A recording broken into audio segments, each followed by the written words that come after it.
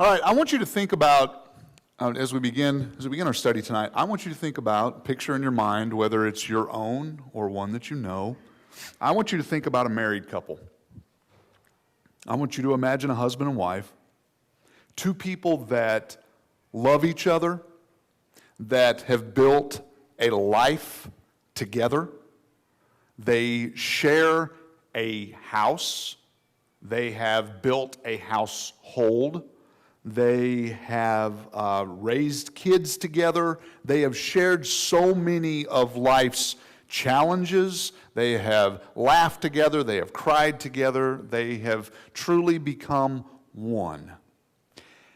And as you think about this couple, or as you think about any other couple, how do you explain two people that are this close drifting apart from each other, or even separating or divorcing from each other?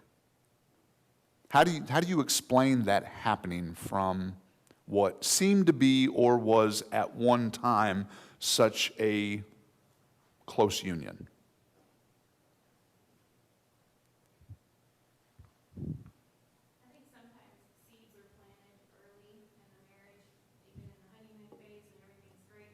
Little seeds of bitterness or doubt or scorekeeping or something like that. And over time, they can be just festering and growing and it not be totally obvious until they just overtake Okay. and hard towards someone else. Okay. All right. All right. So she said that, Tori said that seeds could be planted early on that could grow and fester, and you said, I think you said at the end, that could drive someone's heart towards someone else. Okay. I think you don't always realize when you're feeding that seed and you're watering that seed. Like you can starve it or you can water it. Okay. All right. What else? How do you explain that? How do you explain what at one time was so right becoming wrong? Redundancy? What's that? Just the boredom? Okay. All right. Just getting stuck in habits and ruts, and the relationship is not what it once was. They're just together because they've always been together, but they kind of lose that heart for each other. Okay. All right. We're not having problems at home. From the mouth of babes.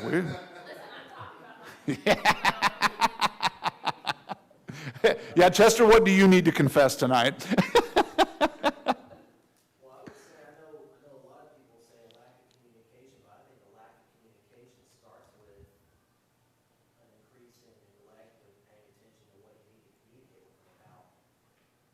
A lot of it is if you neglect to pay attention to certain things, you're not going to notice them in your spouse. I mean, you can communicate by asking or something, but they just keep saying nothing or nothing.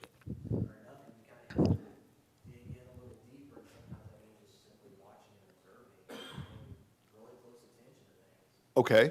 All right. So maybe at some point in the marriage, our focus and our energy is not directed where it should be directed, right?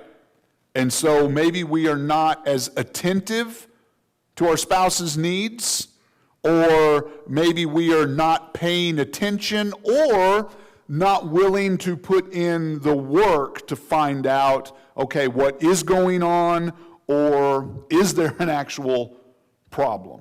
All right? Okay. All right.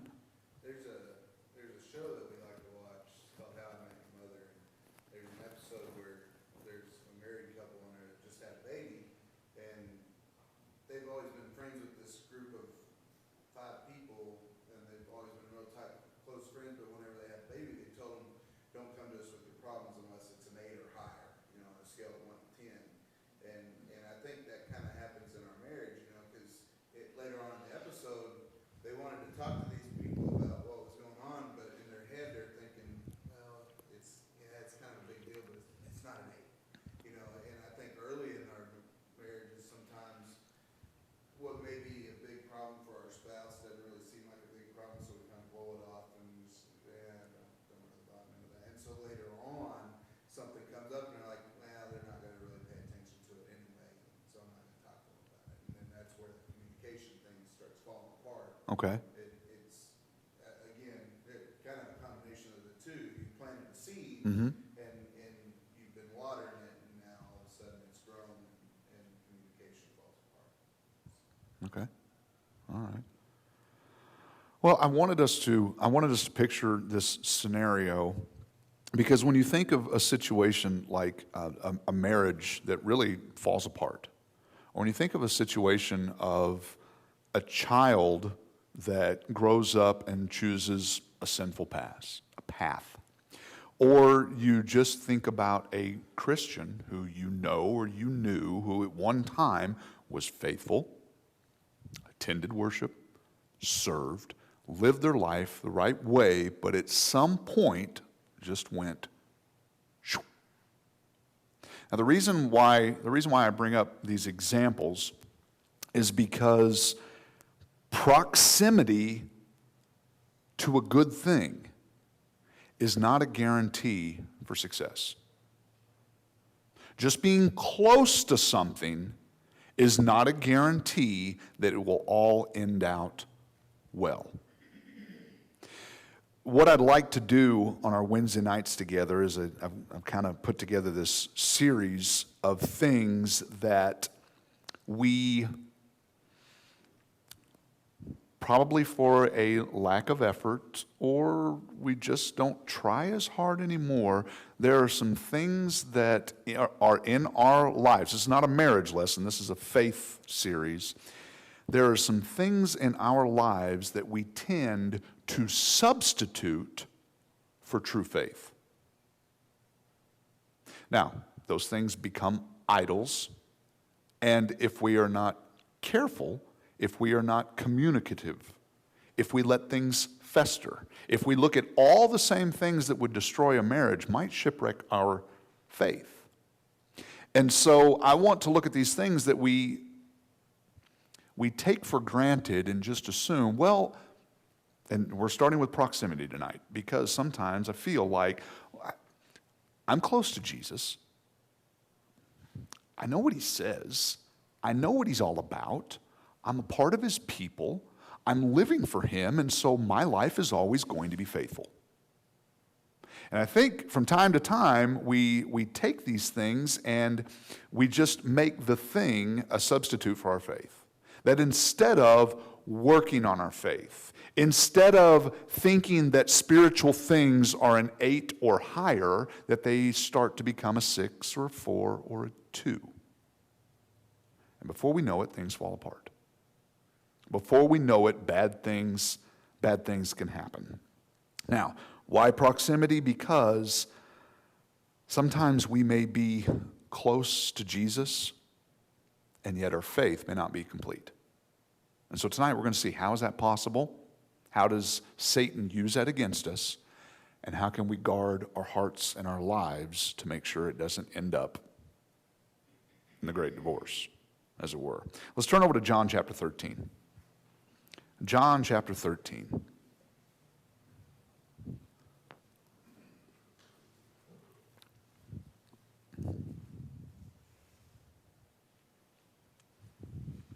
You know, it's interesting, you can, if you've been married for a while, you know the feeling of being in the same room as your spouse and feeling miles away from each other, disconnected, and not really simpatico, not really close. I mean, you can go through and I mean, think about your own marriage. I've been married for a few years, so I've experienced a lot of things in my own personal marriage. Is that you can go through, if you allow yourself, you can go through an entire day, get up, get ready. You each go your own separate direction. You each have your own thing. You come home. You may text. You may talk during the day. You come home. You share supper. You do your evening things, and you get ready for bed. And you know you may or may not remember that night to say, "I love you." There may or may not be any physical touch. There may or may not be any sympathetic words. I mean, it's very easy to live our lives close to someone and not be close to them. The same thing can happen with Jesus. You and I can be walking with Jesus. You and I can plant our lives, be in his proximity, and yet not truly be faithful to him. It's possible. It's possible. And I would say it's probably more regular than we'd like to admit. In John chapter 13, let's go down to verse 21. John chapter 13, verse 21. After saying these things, Jesus was troubled in his spirit, and he testified, "Truly, truly, I say to you, one of you will betray me." The disciples looked at one another, uncertain of whom he spoke. One of his disciples, whom Jesus loved, was reclining at table at Jesus' side.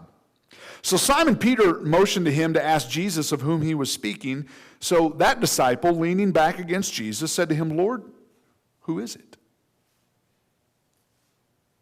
Jesus answered, "It is he whom I will give this morsel of bread when I have dipped it." So when he had dipped the morsel, he gave it to Judas, the son of Simon Iscariot. Then after he had taken the morsel, Satan entered into him. Jesus said to him, "What you are going to do, do quickly." Now, no one at table knew why he said this to him. Some thought that because Judas had the money bag, Jesus was telling him, buy what we need for the feast, or that he should give something to the poor. So after receiving the morsel of bread, he immediately went out, and it was night. Now, John, of course, is the disciple whom Jesus loved, the disciple who wrote this book. He refers to himself several ways of this, and they're eating, they're in this night. Jesus is sharing himself with them. Jesus is washing their feet. Jesus is giving the Passover new meaning for his own death, burial, and resurrection, and sharing this intimate moment with all of them, and they are all 12 there. They have all 12 walked with him. They have all 12 witnessed and partaken of his ministry. They have all 12 been at some point, and Scripture tells us he had an inner circle. He had those who were closer to him than others, but they all had the same opportunity and spent these days and years living their lives in close proximity to God's Son. And Jesus, broken, his heart is broken, his spirit is distraught within him, just says to them, we're all here. I mean, you can imagine if you were having a dinner with some of your closest friends, and someone breaks the news, hey, somebody around this table is a rat. Somebody around this table is wrong and doing something horrible. And it's going to turn into really bad things. And Jesus is so broken by this, and he just looks at him and he says, one of you is going to betray me. Yes, I know. We're close. We think we're all tight-knit. We think we are one. We think we are enjoying this union. And Jesus says, one of you is going to betray me. And so John is leaning back against Jesus. He was very close to him. And Peter's kind of... A little more information might be useful. What do you think? So John leans back, and if someone would tell you such a horrible thing, I mean, the next thing anyone would want to know, who's he talking about? And it was, to even ask the question, right? Because everyone at the table was like, well, it's not me, so which one of you clowns is he talking about, right? You can imagine all 12 of them doing this in their mind, going through. Or maybe there were a couple going, oh, is he talking? Then you just start playing through all the bad feelings and negative things you've ever done and the bad thoughts you've ever had. Wait, is it me? Could I betray Jesus? Could I betray someone that I've given my life to? Could I actually do that? He knows everything, but it's not me, is it? And so, Peter wants to know, John, how about a little more information? You're close to him. Can you ask him? Can we get a detail? Who are you talking about? And so Jesus does this, and of course, in his wonderful, beautiful Jesus way. Jesus doesn't just look at him. Well, John, it's Judas, of course. Everybody knows this. Jesus takes the morsel. He says, the one who betrays me is the one that I'm going to share this peace with, the same bread broken for all, equally for all of his disciples. And he says, this is the one. And he hands it to Judas. And what happens immediately after Jesus hands him that bread? Satan enters Judas at that very moment. He pauses for dramatic effect as you and I tend to live our spiritual, nay, our very lives under the wonderful assumption that, not me. My faith is too strong. I'm close to Jesus. I'm one of the good ones. Couldn't be me. And yet one of the 12 receiving the morsel from Jesus, at that very moment, Satan goes, and he's in. And he's going to do his bidding, and he's going to accomplish his evil. Now, of course, you ever want a justification for the end of Romans chapter 8 and wonder how in the world can God make all things turn out good? Was this not a beautiful example? Absolutely. Absolutely. And yet, Satan enters into Judas, and Jesus speaks directly to Satan. Speaks directly to Satan. He says, I know what you're going to do. Let's get it done. Let's get it done. Now, verse 28 is interesting because no one at the table understands what's going on. No one at the table understands that Jesus is speaking directly to Satan. Everyone's going, well, okay, well, Judas is in charge of the money. Is Jesus telling him to go make preparations? Is he, give money to the poor? I don't know. Maybe they got this other thing going on. Well, they did have this other thing going on, and this other thing that was going on was this great spiritual battle that was happening. And Judas is as close to Jesus as the other 11, and yet vulnerable to being used by Satan to accomplish the evil of the enemy. Now, what does this story teach us? I hope it's like a cold glass of water in our face. A warning. A warning that proximity to Jesus is not a guarantee to faithfulness to Jesus. We can be close to Christ himself and yet still be used by the enemy for his evil purposes. Let's turn over to 1 Peter chapter 5, because Peter, the one who's right in the middle of this, would later go on and you can imagine in 1 Peter chapter 5, having witnessed these things directly, is now going to write to the church and say, hey, look, if you don't think this is real, it is absolutely real, and you've got to pay attention to this. You've got to pay attention to this. And so he says in 1 Peter chapter 5, and I'll get somebody to read for us. 1 Peter chapter 5, 6 through 11, Ben. 1 Peter 5, 6 through 11. Likewise, you who are younger, be subject to the elders. Clothe yourselves, all of you, with humility toward one another. For God opposes the proud and gives grace to the humble. Humble yourselves, therefore, under the mighty hand of God, so that at the proper time he may exalt you, casting all your anxieties on him, because he cares for you. Be sober-minded, be watchful. Your adversary, the devil, prowls around with a roaring lion, seeking someone to devour. Resist him, firm in your faith, knowing that the same kinds of suffering are being experienced by your brotherhood throughout the world. And after you have suffered a little while, the God of all grace, who has called you to his eternal glory in Christ, will himself restore, confirm, strengthen, and establish you. To him be the dominion forever and ever. All right, thank you. All right, so Peter, later, writing to the church, who had witnessed this firsthand, says, look, every single one of you, you need to be on guard. You need to be watchful. You need to be mindful. You need to pay attention. It doesn't matter how close you are to Jesus, how closely knit you are to the body of Christ, you have an enemy. And your enemy is still seeking to destroy you.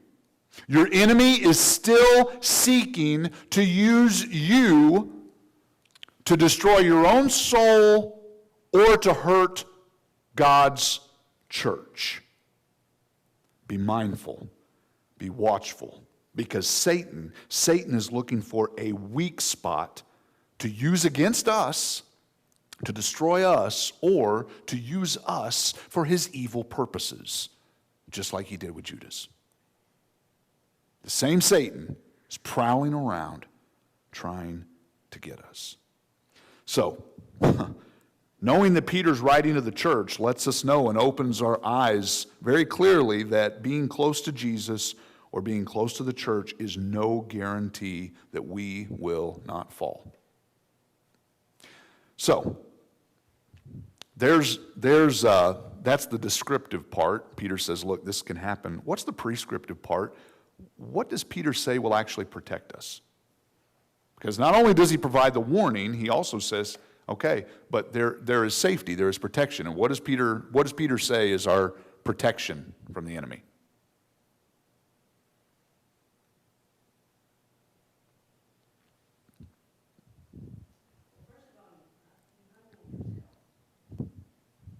Absolutely. Yes, you're right. Saying, first of all, it begins with humility.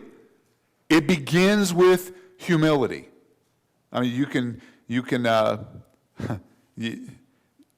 you may not have been at a time when someone, boasted in their faith, but you've probably been around someone that boasted in their abilities or their sure footing in some aspect of their life, and then things kind of fell apart. And so, yes, first and foremost, it requires a humility to know that it could happen to me. It could happen to me. So let's talk about that for a minute.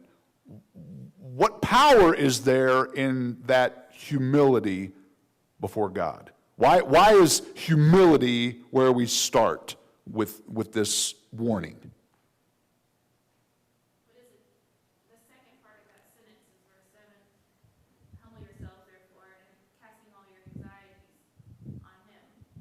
You can't give it to God, as they say, without first realizing you don't have any control over it. Okay. And that is part of humbling yourself, is not like, I've got nothing to do here that's going to help myself. Only he can help me.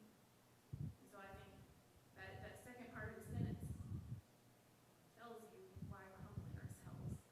We're humbling ourselves because it is he that delivers, strengthens, protects, restores. Right? So it absolutely has to start with the realization that we cannot live our lives before God thinking, well, I got this. There's nothing can happen to me, no temptation that can happen to me. I'm not going to fall for that. But, I mean, think about it. When you hear about someone who falls away or their marriage falls apart or takes a bad turn, our first thought is, I'd never do that. Right? Glad it wasn't me. That wouldn't happen to me. If only they were like. That is the opposite of what Scripture is saying here. What Scripture is saying here is humble yourself. Humble yourself, and when you have these worries and these concerns and these fears, you give them to God, because God is going to fight that fight. So that's a great look. We start with humility. So what else does he say? How are we going to be able to stand when the enemy comes and tries to snatch us, sift us, use us, destroy us? Kind of back to the humility, but also to answer that question. Jesus showed us an example of his humility in falling on his knees. God, take this cup from me, but if not, your will be done. It says that you're going to suffer for a little while. Take this cup from me, but if not, your will be done. But then it says to also realize that you're not the only one. You're not special. There's others that are suffering in his name as well. And you're part of that. And after you've suffered a God will come in and relieve all that suffering. So I think the humility is where you fall on your knees, but the comfort is knowing that you're not alone. Mm-hmm. You know, you share in that suffering with Christ. Right. And what's going to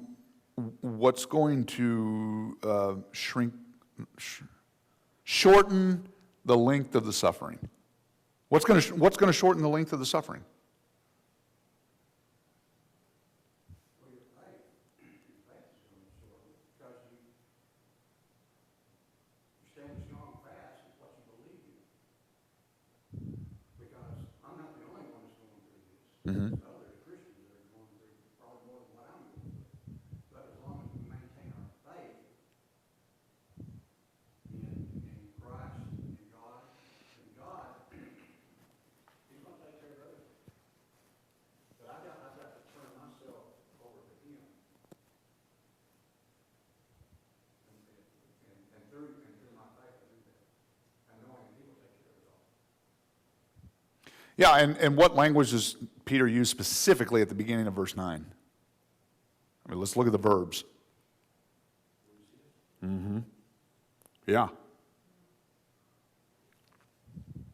Yeah, the temptation's not going to last forever. I mean, God's going to comfort, God's going to strengthen, God's going to provide.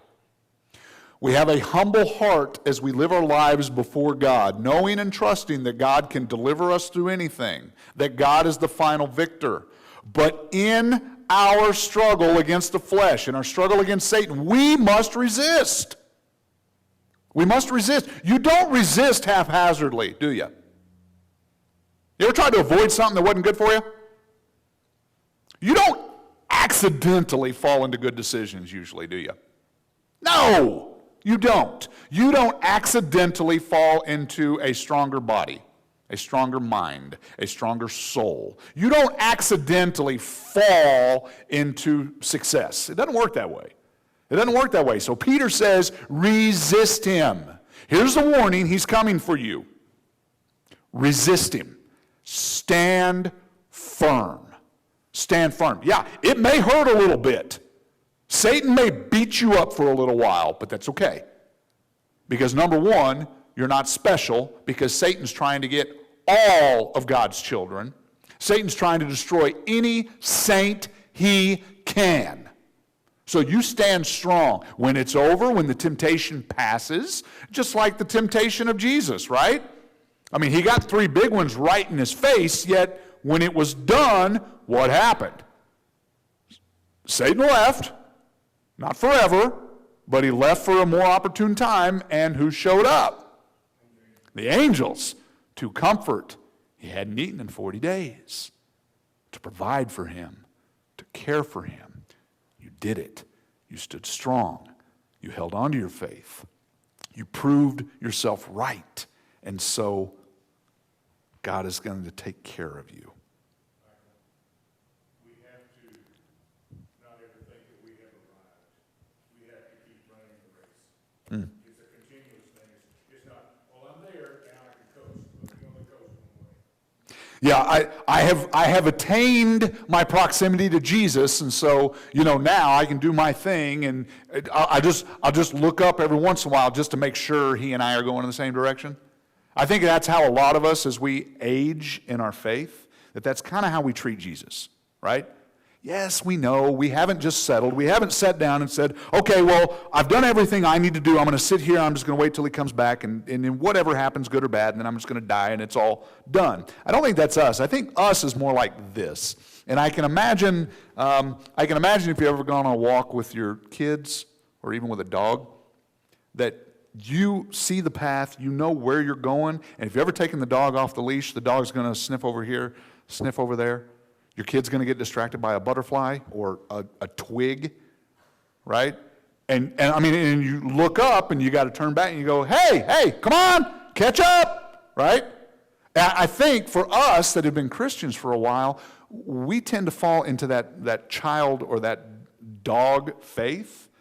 We're walking the path with Jesus. He's there, but I'm not specifically watching his every move. I don't have to anymore because I know where he's going. I know where he's going, so if I want to look over here, I'll be fine. If I want to dabble over here for a while, it's okay, because all I got to do is, I'm at least wise enough to look up. Oh, okay, he's right there. It's all good. It's all good. I think that's where you and I, in our proximity, where this kind of tempts us, where it kind of tries to get, where the enemy tries to get us to fool ourselves into thinking, hey, Jesus is close. You're fine. You're fine. Can you still see him? Yeah. Well, he's a little smaller now, but you can still see him. He's a stone's throw away at least. At first, you wanted to be right there, right? Step for step.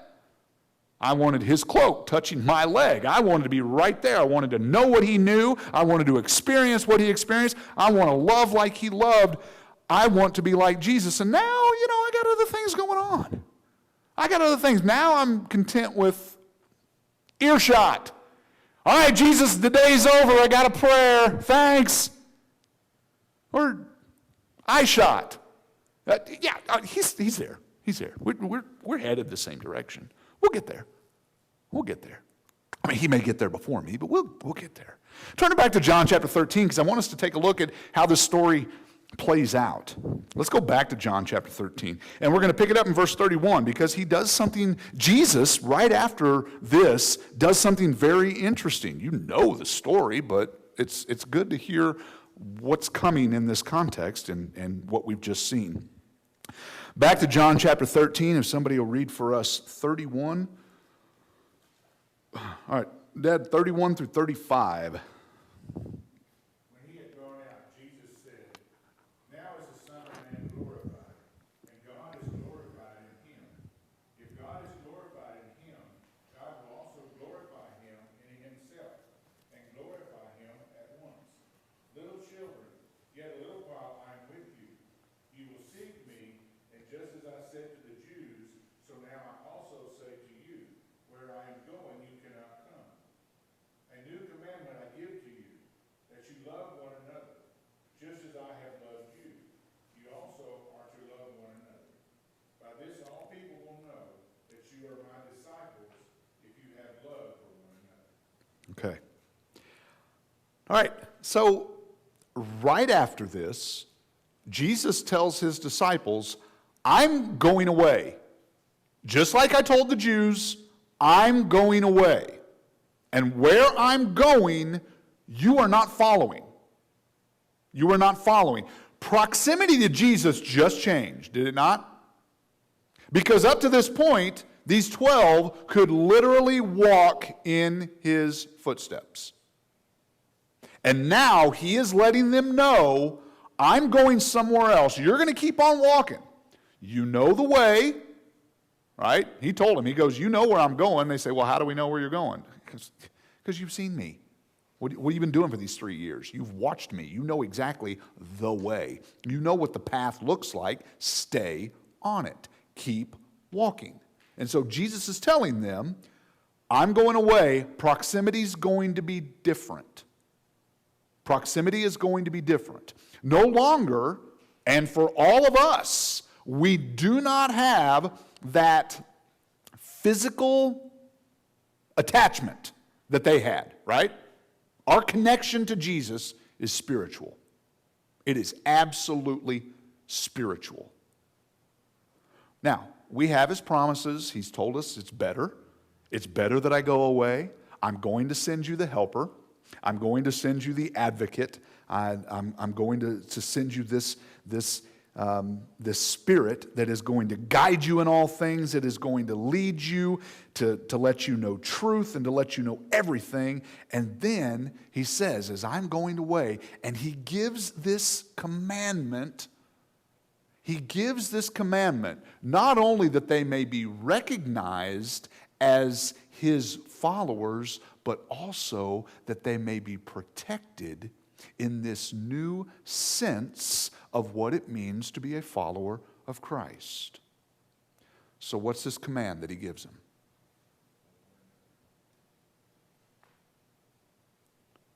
The same love, the same way in which I have loved you, you love each other. The same way that I have loved you, you love each other. Love as he loves.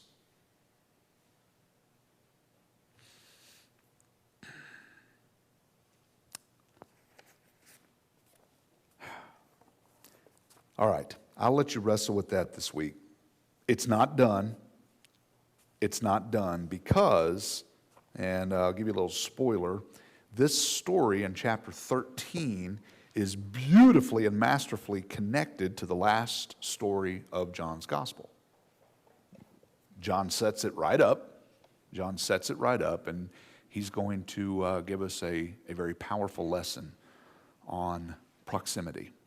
So, this week, do not take for granted that just because you're close to Jesus means you are faithful to Jesus.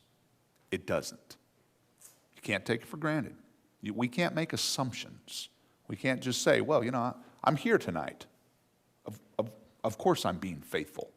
Just because we're here tonight doesn't mean we're doing everything we're supposed to be doing in Jesus, does it? No.